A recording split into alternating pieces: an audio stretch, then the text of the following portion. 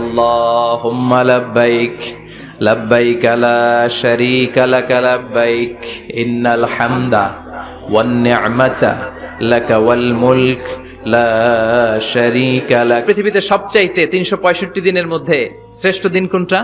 আরাফার দিন। এদিনে বিশ্বনবী রোজা রাখতেন। এদিন আল্লাহ এত সংখ্যক বান্দাকে একসাথে ক্ষমার ঘোষণা দেন, বছরের কোন দিন এত মানুষকে ক্ষমা করেন না। সুবহানাল্লাহ। এজন্য বিশ্বনবী বলেছেন খায়রুদ দুআ দুআ ও আরাফা, সবচাইতে শ্রেষ্ঠ দোয়া আরাফার দিনের দোয়া।